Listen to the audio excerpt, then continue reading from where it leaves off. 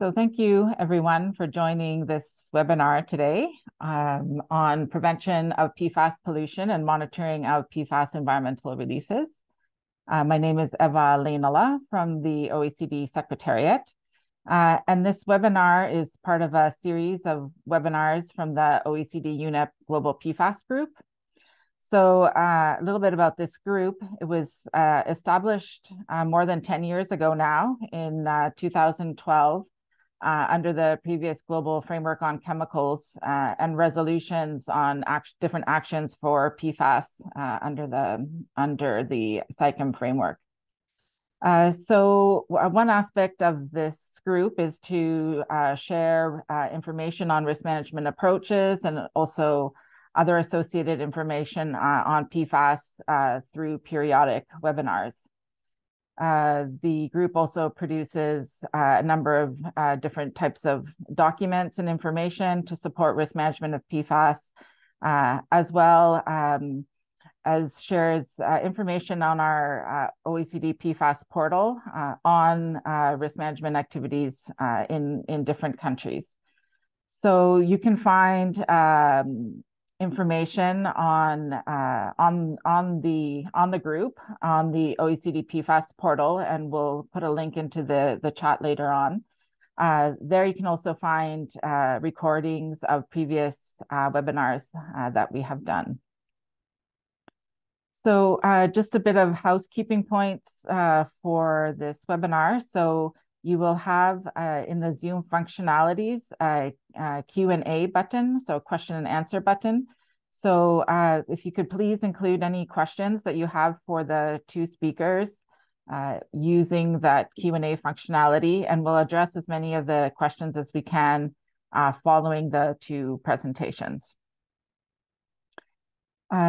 So I will ask Paula to stop sharing this slide and ask our first presenter, Nicolas, to start sharing his slides while I introduce the two speakers.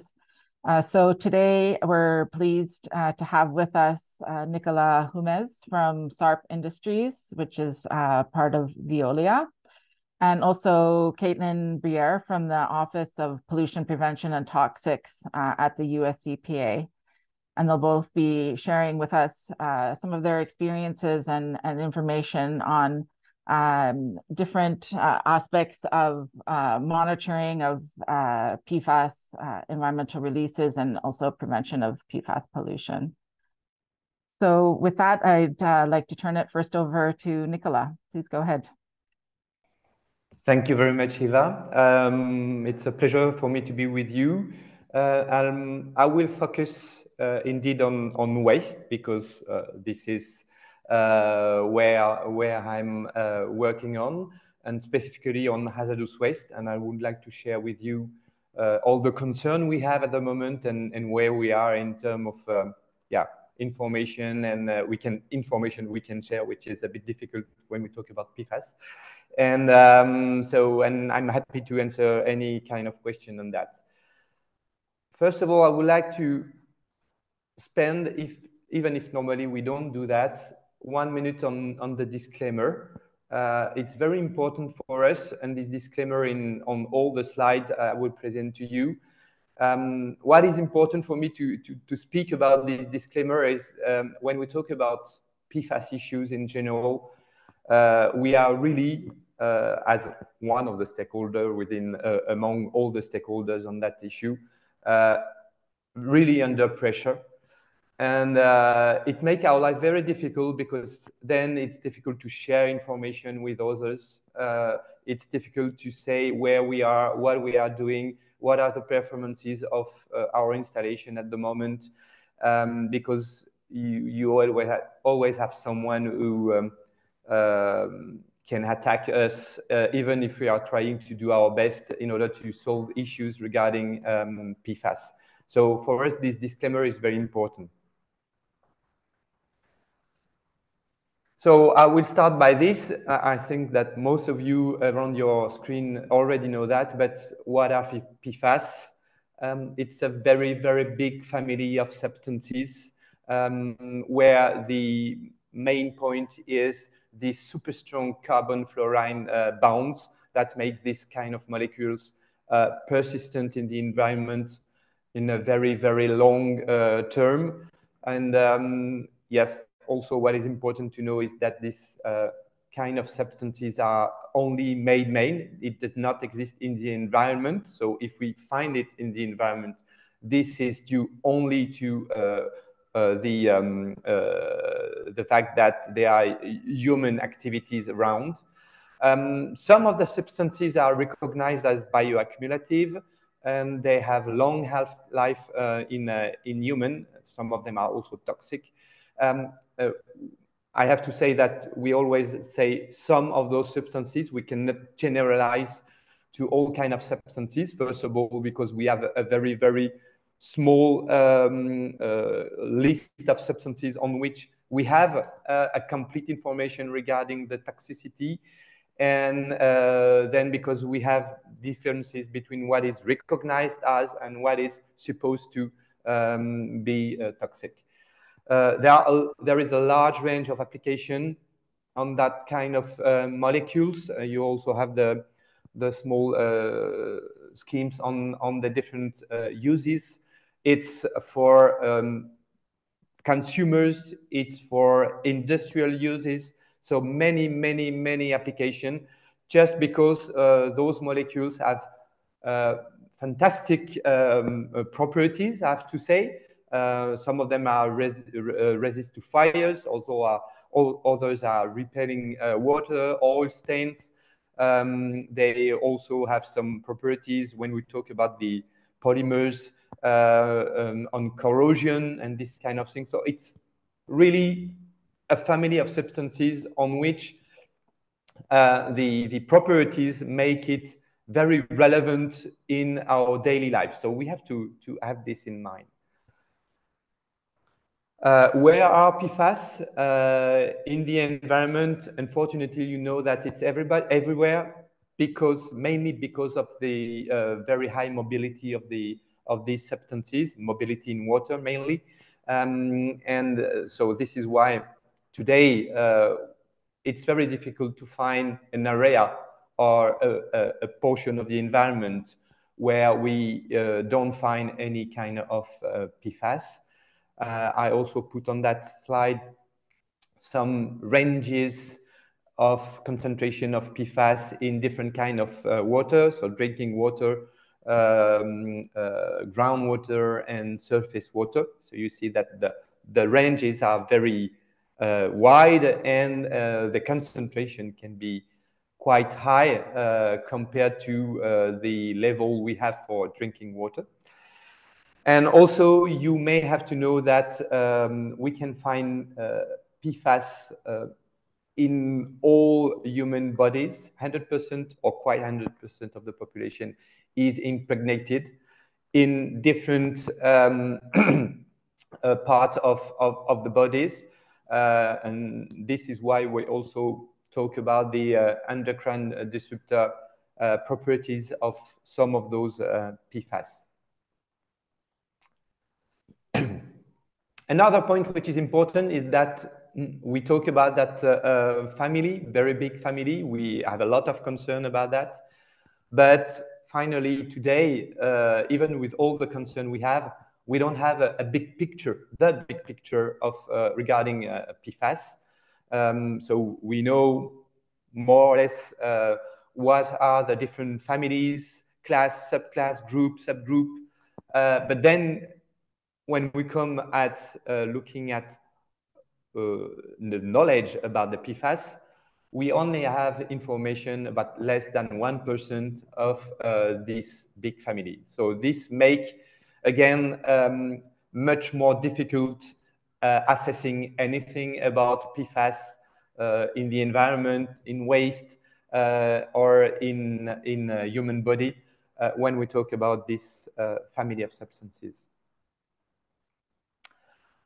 On this slide, I just put some information about the emerging regulation in Europe. Also, I was focusing on Europe because, yeah, I'm in Europe, so I'm a bit European-centric, but I'm sure that Caitlin will talk a bit more about what's happened in the US. So some information about quality and emissions in water, air, and quality standards we already get at the European level. Starting by drinking water, we have this regulation where by 2026 we will have two levels to be complied with. So the first one is the sum of 20 PFAS. I don't list the PFAS here, but you can find it easily in the on the web or in the European Commission website. So there is a sum of 20 PFAS where we should be above 100 nanogram per liter, or the sum of PFAS, total PFAS, even if we don't know exactly what does it mean, total of PFAS, below 500 nanogram per liter.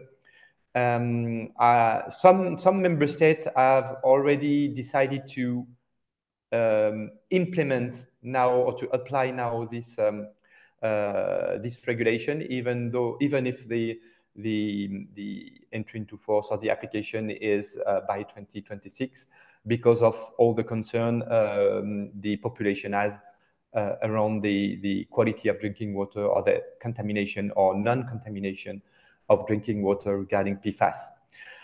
If we go to surface and underground water, at the European level, we have at the moment something on that, only on PFOS and PFOA, which are considered as hazardous priority substances in the directive, daughter directive to the directive on framework directive on water. This will be extended to 22 other PFASs. So we will have a sum of 24 PFAS in the future legislation, which is under discussion at the moment. But one point which is important with that is as each substance has a different toxicity regarding the environment and also the human being,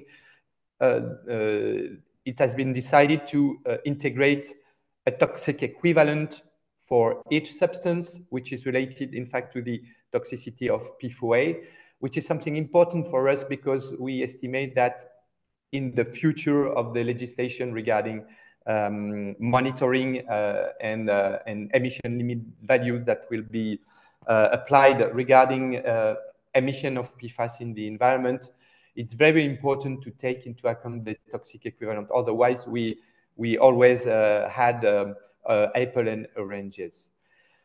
Another example in France, we have now a new monitoring since 1 year or a little bit more than 1 year of PFAS for a good state of water bodies.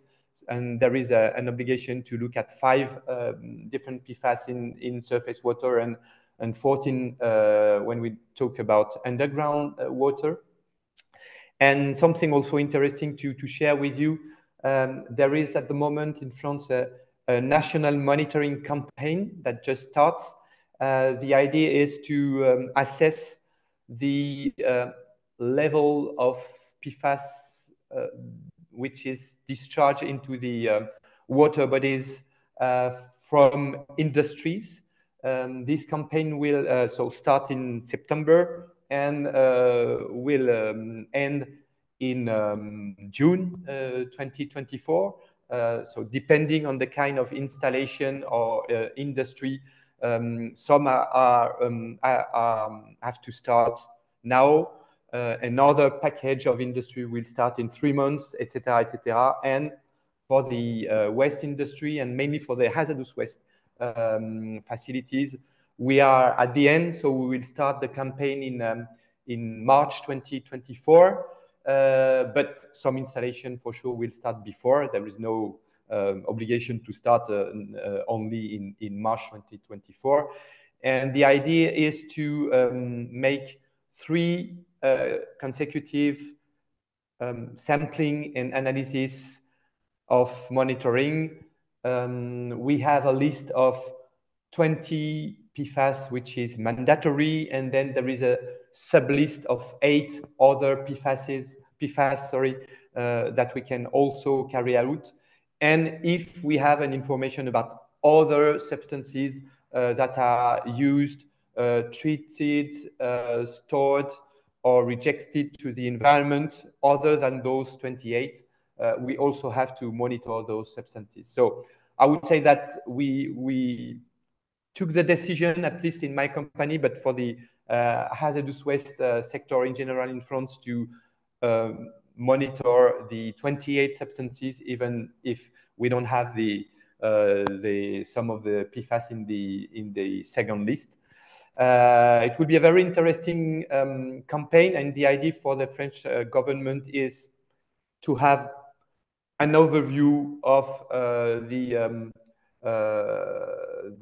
PFAS discharge in the environment from the industry, and then to try to assess what we should do, which installation will have to monitor very frequently the presence of PFAS at the point of discharge, what are the installations that will have to make a study in order to assess the possibility to add a third or quaternal treatment in order to cut the emission of PFAS to water. So this will come I think at the end of 2024, and potentially the next step, but we don't know exactly at the moment, will be to decide what will be the ELV regarding PFAS into the environment. Regarding releases from waste treatment facilities, there is not a lot mandatory at the moment. When we take as a reference the waste treatment breath for the at the European level, all the installations that have a discharge to water have to monitor PFOS and PFOA every 6 months without any emission limit values related to the monitoring. And but if we look at different member states within the EU, I took the example of our colleague from Flanders. They already have 46 PFAS to monitor at the point of discharge, with very, very stringent emission limit values.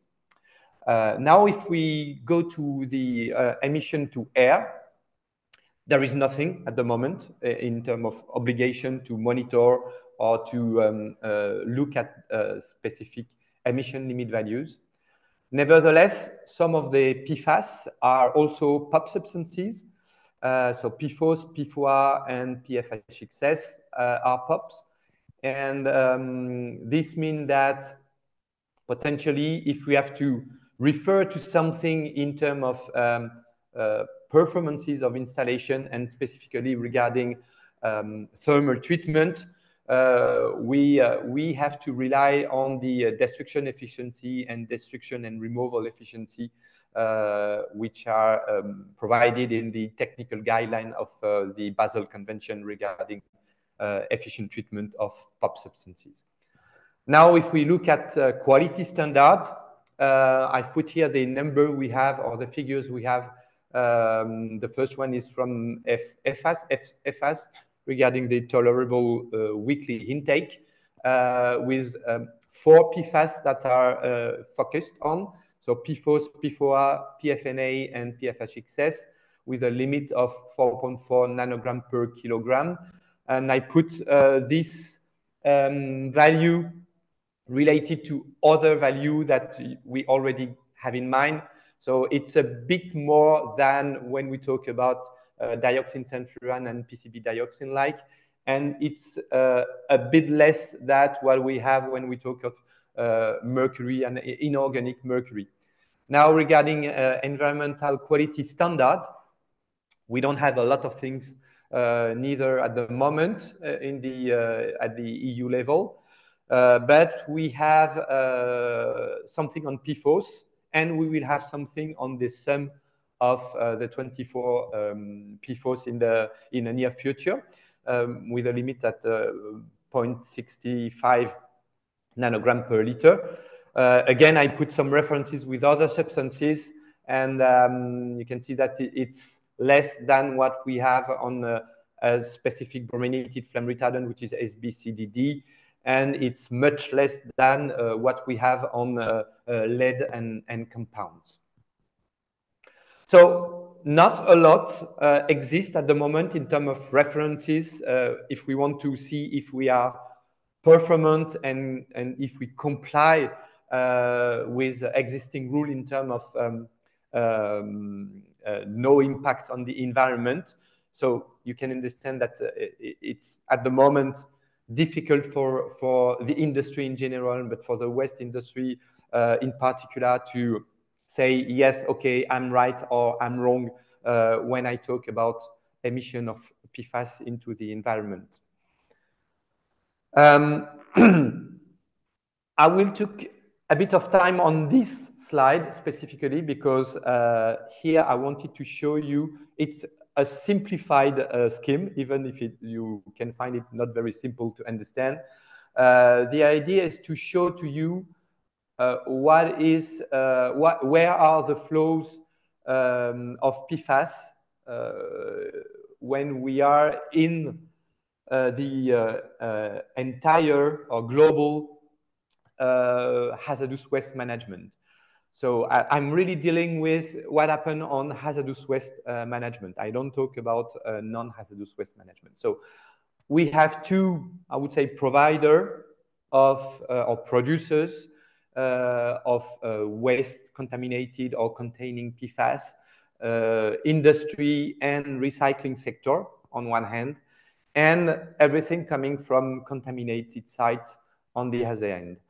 Regarding industry and recycling sector, I've divided the kind of PFAS waste into two different portions. The first one is regarding liquid waste, because we have a lot of liquid waste that can be potentially contaminated with PFAS. So, and then we have dedicated treatment if this PFAS liquid waste is we face a low concentration or low contamination of PFAS in the liquid waste. I will not enter into the debate on what is low concentration. We have our own rules in my company for that, and I think that in the company of my colleagues, it's the same, but it's difficult now to talk about those rules as we don't have any rules for from the legislation regarding the emissions we have to comply with then. So we have this block of liquid waste with low contamination and all the other kind of PFAS waste, including liquid waste with low to high contamination. So if we are with the low to high contamination, so the part on the left of your screen, the most appropriate in our opinion on that is dedicated incineration. We are at the moment looking specifically at what are the best conditions in order to reach the performances that exist for PFAS that are also POP. So we generalize the destruction efficiency and destruction and removal efficiency target not only to the POP PFAS, but to all kind of PFAS we can have as an input in our installation. And now we have assessed and we continue to assess with different campaign from time to time on different installation the conditions. So we know that if we have in post-combustion chamber 950 degrees for two seconds with the right turbulence, but with also other specific conditions, specifically regarding the reagent we inject in the kiln or in the flue gas treatment. We reach these two targets on the destruction efficiency and the destruction removal efficiency. So in red, sorry, this is all the flows that can be contaminated by PFAS. So after incineration, we have the flue gas that have to go to the neutralization and filtration.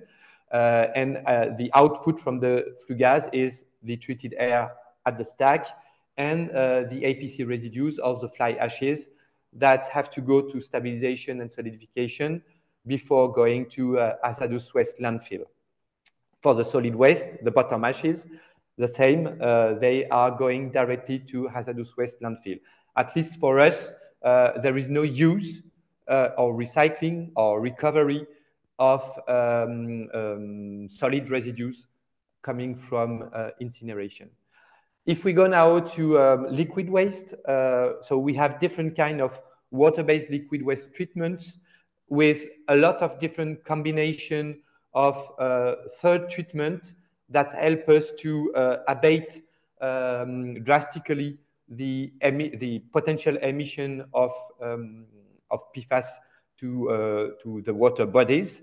And then so we have three kind of residues that are contaminated by PFAS. We have sludges, we have the contaminated activated carbon, and we have concentrates. So the concentrates are going back to incineration. The sludges are going to hazardous waste landfill, and the contaminated APC activated carbon are going to reactivation. And we have the treated water, which is then the release. And for the contaminated soils, we also have different kind of treatment, and then the water is going to the same kind of scheme than for the other kind of waters. We have sludges that are going to landfill or incineration, and the treated soils that can be reused depending on the level of PFAS. So where we are really focusing at the moment is atmosphere, activated carbon reuse, water body or reuse of the waters, and soil reuse. And there we really need to engage the decision makers in helping us of trying to know, are we doing things well or good or not, because we don't have any emission limit values or references on that. And my last slide, Eeva, is my wish list on PFAS issues. First of all, we need to continue develop common standard methods for air, for emission to water and emission to air. Emission to air is very complex at the moment. As I said, we are carrying out a lot of campaign on our installation. We work with the US EPA on that, with the OTM 45 and the OTM 50 for the volatile PFASs, and we are developing the methodology at the moment.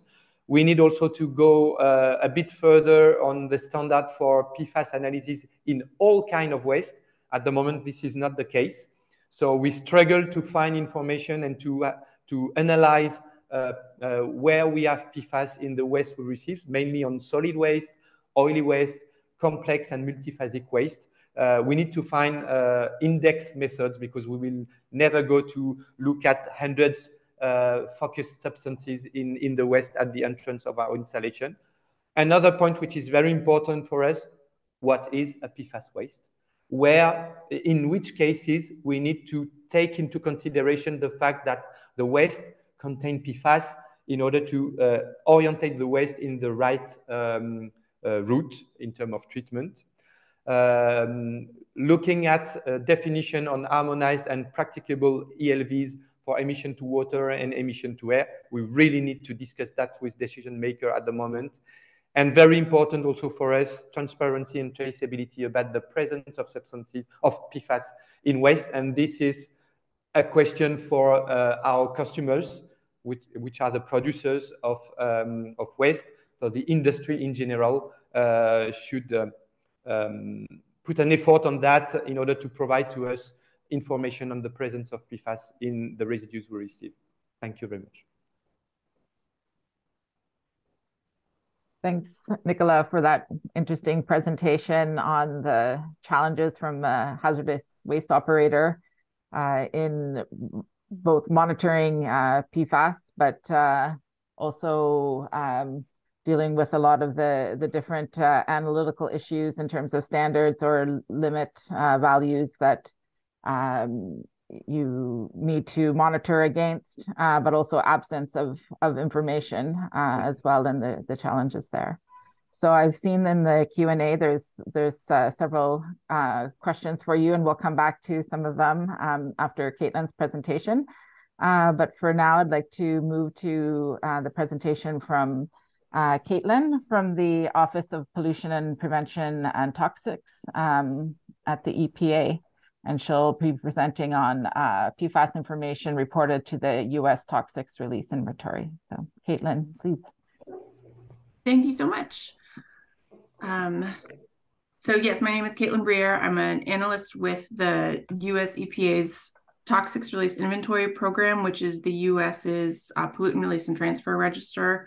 And I have worked in a number of areas within the TRI program and also represent the TRI program to the OECD's Working Party on PRTR.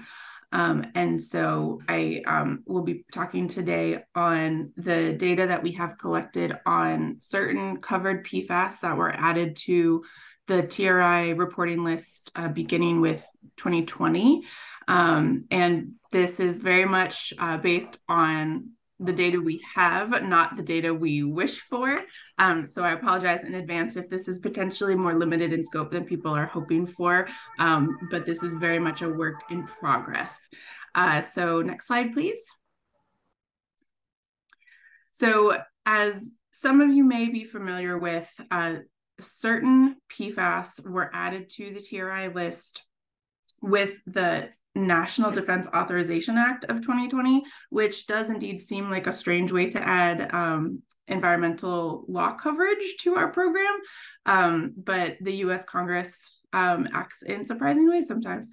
And this added 172 PFAS to TRI reporting for reporting year 2020, as well as an additional 4 PFAS for reporting year 2021, and another small number of PFAS for reporting year 2022, which are the data we just got most recently.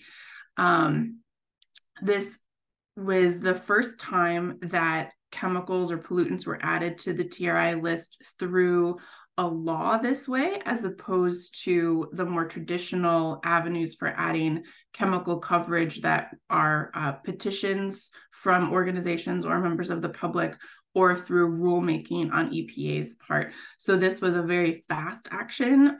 It's something that hadn't been done before. And so, as I mentioned, it's something that we were not haven't experienced before. And so it's very quick for us, which means that we have the data available, but that there was not as much research that went into what we expected to get in the coverage. So typically when EPA does a chemical addition or a sector addition through something like a rulemaking, it's a much longer process. And there are a lot of sort of pre-analyses that are done by chemists and economists and toxicologists that serve to predict what type of data might be reported based on that addition. And because this was added through statute, we didn't have nearly as much of that kind of pre-analysis as we typically do. And so the data we have received for the last 2 reporting years on PFAS have been maybe a little less predictable. And so we are, as we are collecting the data each year on the PFAS that were added, we are also working to improve the reporting requirements to try to make the data on PFAS more comprehensive. So this is both something we are doing, we're kind of improving it in real time as we go each year. And so in addition to adding this number of PFAS to the TRI reporting for these reporting years, this section of the NDAA also indicates that certain EPA activities involving PFAS trigger automatic additions to the TRI list. So for example, if through a separate regulatory program, EPA finalizes a toxicity value for a PFAS substance that isn't already on the TRI list, that finding would trigger adding it to the list. And PFAS are currently reported to TRI with a 100-pound reporting threshold. And the reporting cycle works that the data year covers 1 calendar year, and facilities have until July 1st of the following calendar year to report. So we just received 2022 data on by July 1st of this year, 2023. Next slide, please. So for this most recent reporting year, 2022, there are now a total of 180 PFAS covered by TRI. And then for next year, which are, the reporting forms are due by July of 2024, there are another 9 PFAS that will be added to the list for a total of 189 PFAS reportable by 2024. There is also a proposed rule that was issued in December of 2022 that is still working its way through the regulatory process that would add the PFAS subject to TRI reporting to what is called the list of chemicals of special concern, which is one of the actions I mentioned that's trying to improve the comprehensiveness of our TRI PFAS data. This would, among other things, eliminate the use of the de minimis exemption, which is a really important change if this rule is finalized. Right now, if facilities use a TRI chemical under a certain concentration, then they do not need to report on that chemical, even if it is covered on the TRI list. And so because of the way PFAS are generally used in mixtures in very low concentrations, while the total quantity of PFAS managed by a given facility might trip the 100-pound threshold, because it's often a mixture of a lot of different PFAS, and that the concentration of each individual PFAS falls below that de minimis threshold, then it doesn't have to be reported to TRI. And so removing that de minimis exemption will hopefully improve the quantity of data that we're getting, because facilities would have to report on those very small, very low concentrations of the individual PFAS that are covered. This would also eliminate the option for facilities to use what we call the Form A, which is just shorter reporting form that provides less granular data. It also would limit the use of range reporting, where facilities don't have to provide a specific quantity, but they report a range. So like, 0 to 100 pounds, 100 pounds to 200 pounds. So it would allow us to get more specificity in our data. And overall, this proposed rule, if it is finalized, would result in hopefully a more complete picture of the releases and other waste management of the covered PFAS in the US. Next slide, please. So the next couple of slides look at the PFAS data as we reported it in the 2021 TRI National Analysis, which was published in March of this year. So this is just a quick shot of an infographic that we have. In the National Analysis, we include profiles of certain chemicals that are of high interest. So of course, PFAS would meet that criteria. And we do a little infographic to show kind of what this chemical is, what its industrial uses are, kind of an overview of that chemical to provide some context to the release numbers and the waste management numbers that follow. So of course, you all know what PFAS are. The health effects of exposure that we know of. Of course, there's a lot of research still ongoing, and this is a huge area where data is constantly increasing. And within the TRI data set, the hazardous waste management sector reports the most releases of PFAS, and the majority of those releases are disposed of in regulated landfills. And we received PFAS reports from 44 facilities for 2021. And of those facilities, 11 source reduction activities or pollution prevention activities were reported for the last 2 years. Next slide.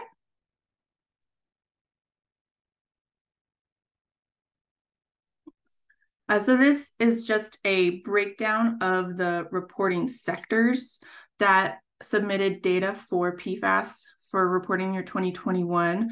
As you can see, most of the facilities, about half, were in the chemical manufacturing sector. And then the next largest chunk was hazardous waste management.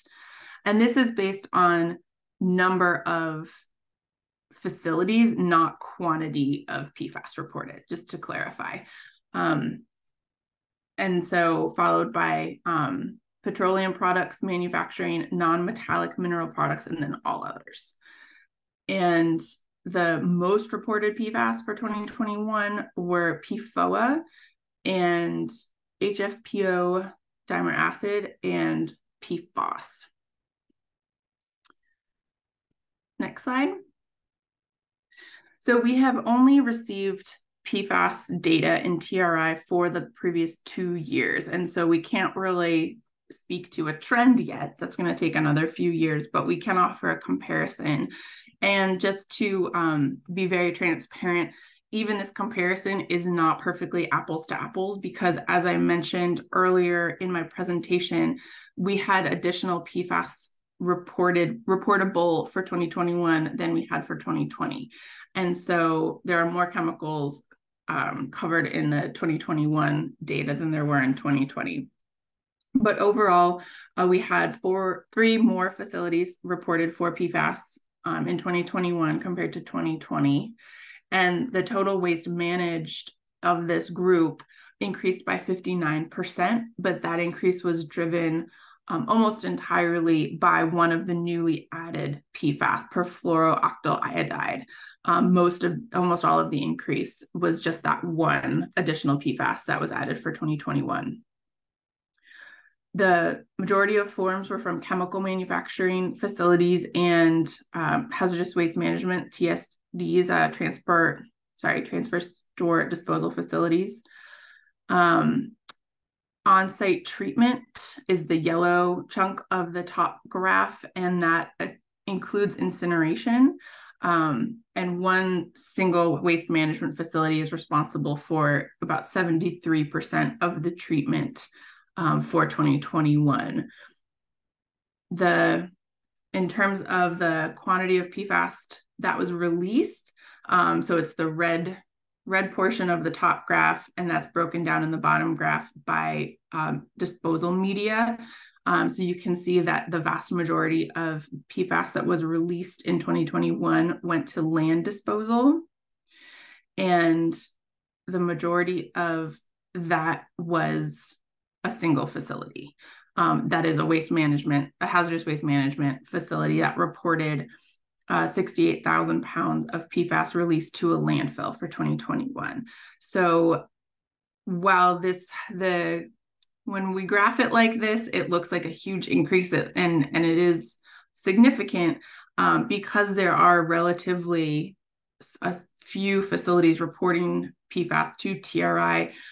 These large changes are often driven by 1 or 2 facilities reporting large quantities just on their own. And so I think it is important for us to both present the data this way, but also to provide the context behind the data when we're talking about such a small number of facilities, that this is not a national trend. This isn't, this is one facility whose entire purpose is managing hazardous waste. So this is kind of not something that's unexpected to see when we're talking about disposal and management of PFAS. Next slide, please. So this map shows the location of the facilities that reported PFAS in the US for 2021. The size of the dots is proportional to the quantity of total releases. You can see there are a lot of little dots, a handful of much larger dots, and those are most likely the hazardous waste management facilities that are disposing of everyone else's PFAS. And so over the 2 years of reporting that we have for PFAS data, we received reports from 56 distinct facilities. And something that we have been doing recently to try to provide not just kind of the chemical context to the TRI data, but the from an environmental justice perspective, the context around where are these facilities located, what kinds of communities are they in. We have been mapping TRI facility locations against what we refer to as the demographic index and the supplemental demographic index. And these are 2 metrics that combine demographic information. In the demographic index, that's a combined metric that looks at both the percent of people with categorized as low income and the percent of people that are people of color in proximity to the facility. And then the supplemental demographic index is a collection of metrics that looks at income, education, attainment, I think language isolation. And maybe one or two other characteristics that kind of gets at the same idea of trying to identify communities that are potentially disproportionately burdened by chemical pollution, industrial pollution, so that we can see if not just where these facilities are located, but are they in communities where that might have environmental justice concerns. And so in this case, 6 of the 56 facilities that have reported PFAS over the last 2 years are in census blocks with a demographic index greater than the 80th percentile. And that 80th percentile is sort of has become an unofficial standard for a community that we would consider an environmental justice community or a community with particular environmental justice concerns. And 30 of those 56 facilities are in areas with demographic indices greater than the national mean, so over the 50th percentile mark. When we look at the supplemental demographic index, which is a bit more comprehensive, 15 facilities of those 56 are in census blocks greater than the 80th percentile. And 3 of the facilities with the largest releases are in census blocks with a demographic index over the 90th percentile. So this shows that there very well may be environmental justice concerns relative to where PFAS are being managed and released. And this is something that we provide and collaborate with other EPA programs like pollution prevention grants that are given out in the Office of Environmental Justice that does much broader awareness campaigns and outreach. And so with TRI, what we're trying to do is just provide the information that can then be acted upon and used to help prioritize things like outreach programs, grant distribution programs, and things like that can address pollution and industrial activity in the areas where it would have the most impact and where it is most needed. Next slide, please. So on that note, looking at pollution prevention data collected relevant to PFAS reports, there is not much, especially because this is still a very new set of chemicals that we're collecting data on. And it doesn't seem to lend itself to pollution prevention activities as easily as some others, particularly since such a large amount of the PFAS manages from hazardous waste management facilities. So in 2020, only 2 facilities reported 4 source reduction activities. In 2021, that number went up to 4 facilities reporting 7 source reduction activities. So it is at least moving in the right direction. Of those 7 activities, 4 of them were material substitutions and modifications, 2 were product modifications, and 1 was process and equipment modification. So some of the optional text that we received from facilities, along with the data on their P2 activities, were that, a chemical manufacturing plant in Ohio reformulated their product to remove an ingredient that contained PFAS. Another facility, also in Ohio, substituted a non-PFAS chemistry for fume control. A chemical plant in Michigan found an alternative for the component that contained PFAS in their firefighting foam. And another 2 facilities replaced their firefighting foams that contained PFAS with fluorine-free foams and with synthetic foams. So that just gives sort of more of a qualitative overview of some of the P2 activities that are going on to address PFAS. And then this is my next slide. This is my final information slide, some additional optional information that we received. A soap and detergent manufacturing facility said that their PFAS containing ingredient was obsolete and none will be used after July of 2022. Another set of facilities installed pollution control methods. So one installed a thermal oxidizer that reduced their emissions. Another installed carbon beds on their vent, several carbon absorption treatment units for waters, and another one reported dilute stream concentration using ultrafiltration to allow shipping for offsite recycling. Facilities are also encouraged to report any barriers to source reduction or pollution prevention that they experience. And this is a really informative set of data for us to know kind of where there might be opportunities for research and technology advancements that would allow these facilities to implement pollution prevention. And so, for example, other environmental practices, it might not be considered source reduction, but waste that qualify are sent for energy recovery or recycling. So that is still what we call a preferred waste management practice over disposal or releasing. Another facility told us that their primary service offered is treatment by incineration of hazardous chemicals from the offsite generators. So that's, the hazardous waste management facilities that make up the bulk of PFAS reporting because they're managing other facilities' PFAS waste. And another one is just that their waste streams vary in volumes and constituent concentration. And so they meet the applicable regulatory limits prior to land disposal, but there's a lot of variation in the waste that they are managing. And so that's part of what is behind the numbers that they're reporting when it comes to PFAS waste.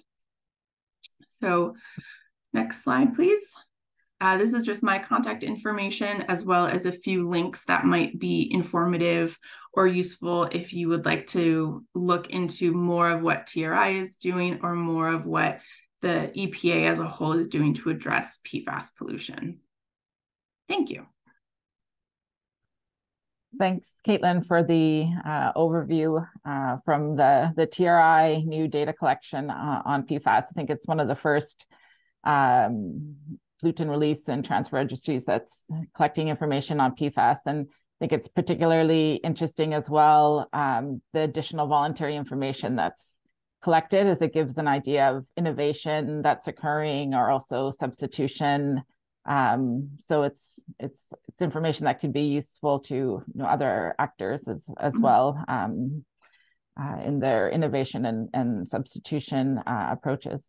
So given the timing, I think we'll stop things there for today, but I'd very much like to thank Nicolas and Caitlin for providing everyone this information. It helps to share these kinds of initiatives that different industries or governments are doing, so everyone can learn from them and build upon them for better management of PFAS chemicals.